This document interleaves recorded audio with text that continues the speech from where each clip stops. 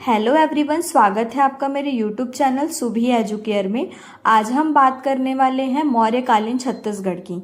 और इस वीडियो से पहले मैंने और भी वीडियो बनाया है छत्तीसगढ़ इतिहास पे, तो वो आपको प्लेलिस्ट में मिल जाएंगे। और छत्तीसगढ़ इतिहास के जितने भी टॉपिक्स हैं उसको मैं 1 बाय 1 डिस्कशन करते चलूँगी।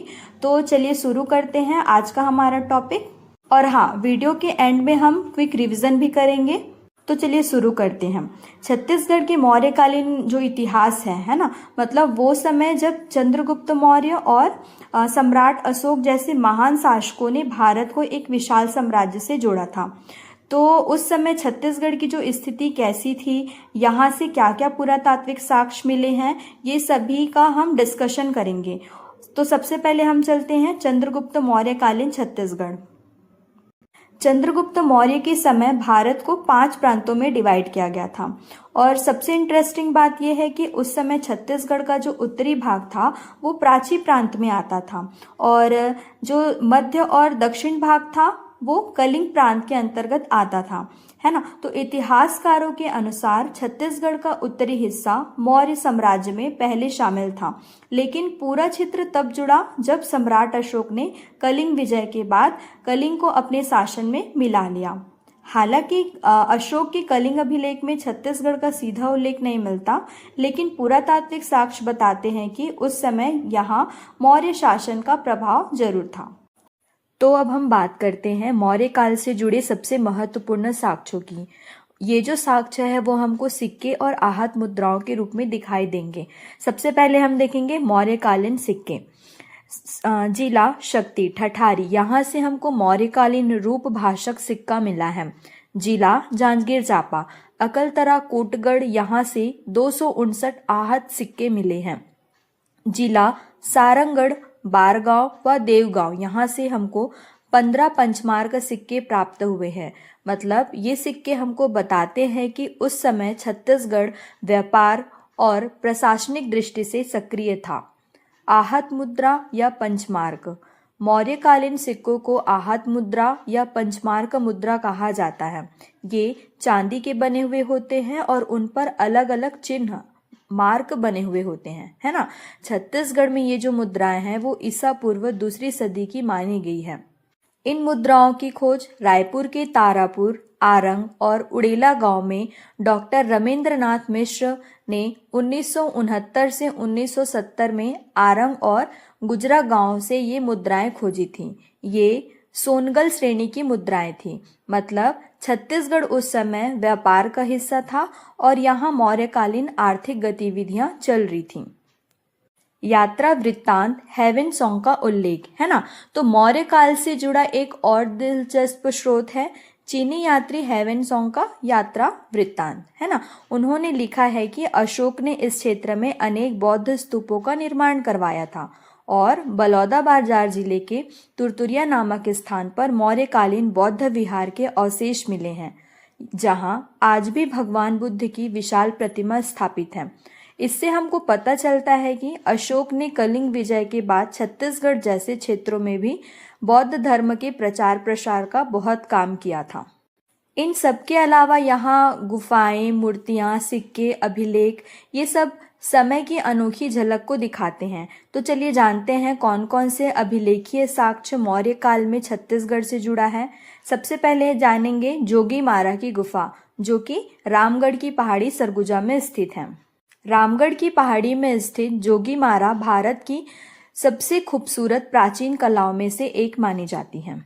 इससे भारतीय चित्रकला में वरुण देव का मंदिर भी कहा जाता है, क्योंकि यह गुफा सुतनुका नामक देवदासी के निवास से जुड़ी थी, जो वरुण देव को समर्पित थी। यहाँ से मिला एक मौर्यकालीन अभिलेख ब्राह्मी लिपि और पाली भाषा में, जो बहुत ज्यादा प्रसिद्ध है, जो नर्तकी सुतनुका और नर्तक देवदत्त के प्रेम प्रसंग का वर्णन करता है। यानी उस समय भी कला, संस्कृति और प्रेम संस्कृति का सुंदर संगम यहाँ मौजूद था।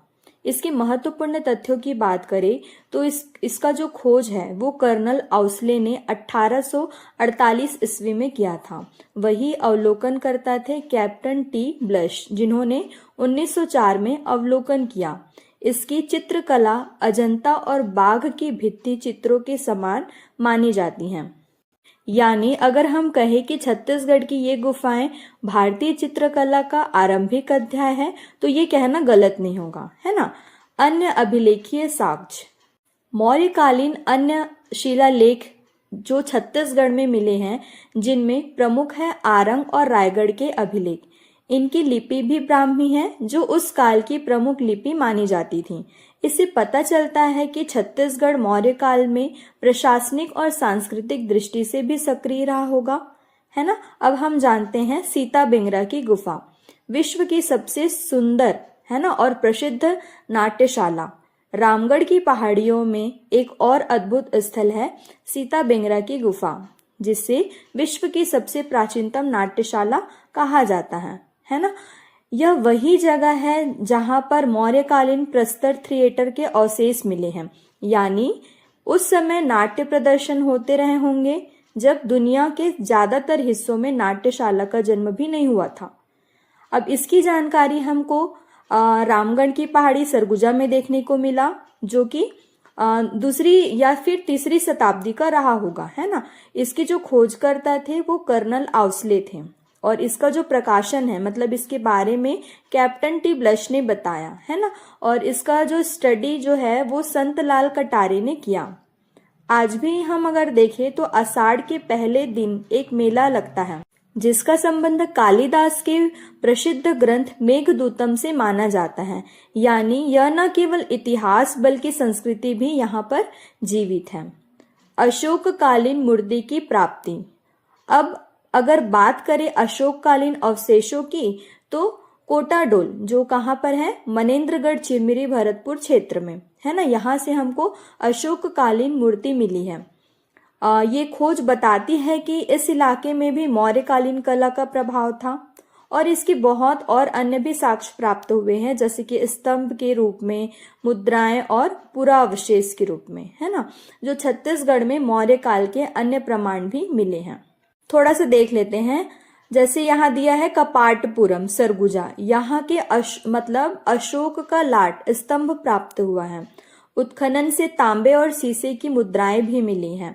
मल्हार बिलासपुर, यहाँ ढली मुद्रा, मतलब उसको शेप दिया गया है, और अन्य मौर्यकालीन पुरावशेष मिले हैं। सिरकट्टी ग्राम, जहाँ पर पैरी नदी के आसपास का जो एरिया है, वहां से गोदी मतलब घोड़ी का अवशेष, है ना, या प्रतीक मिला है, जो मौर्यकालीन काल से संबंधित है। अब इन जितने भी साक्ष्य हैं, इससे हमको समझ आ जाता है कि मौर्य काल में छत्तीसगढ़ सिर्फ सीमांत क्षेत्र तक नहीं था, बल्कि ये इनकी जो कला, संस्कृति, धर्म और जो प्रशासन है, वो सभी एरिया में इसका अद्भुत संगम देखने को मिलता है। तो ये था हमारा थ्योरी सेक्शन। अब चलो क्विक रिवीजन कर लेते हैं। छत्तीसगढ़ का उत्तरी भाग था मौर्य काल साम्राज्य में शामिल था, वही मध्य और जो दक्षिण भाग कलिंग के अधीन थे, है ना। ठठारी, अकलतरा और बारदेव गांव से मौर्यकालीन सिक्के मिले हैं। वही हमको आरंग और उड़ेला से पंचमार्क मुद्रा मिला है। तुरतुरिया जो बलौदा बाजार है ना, वहां से अशोककालीन बौद्ध विहार का केंद्र, ये सभी साक्ष्य के रूप में मिला है। इसके अलावा जोगीमारा गुफा हो गया, जहां पर हमको सुतनुका और देवदत्त की प्रेम गाथा का वर्णन मिलता है ना, जो कि ब्राह्मी लिपि और पाली भाषा में है। सीता बिंगरा की गुफा देखें तो यहाँ पर प्राचीनतम नाट्यशाला है। आरंग और रायगढ़ मौर्यकालीन अभिलेख जो कि ब्राह्मी लिपि में है। कपाटपुरम जो है वहां पर अशोक का स्तंभ मतलब एक लाट के रूप में हमको एक अवशेष मिला है। मल्हार, यहाँ पर तांबे व शीशे की मुद्राएं मिली है। कोटाडोल जो कि अशोक कालीन मूर्ति है ना, और सिरकट्टी ग्राम जहाँ पर मौर्यकालीन गोदी अवशेष मिला है। आई होप आपको ये टॉपिक बहुत अच्छे से समझ में आया होगा।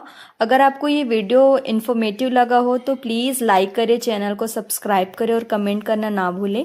तो मिलते हैं अगले ही ऐसे इंटरेस्टिंग टॉपिक के साथ। जय भारत, जय छत्तीसगढ़।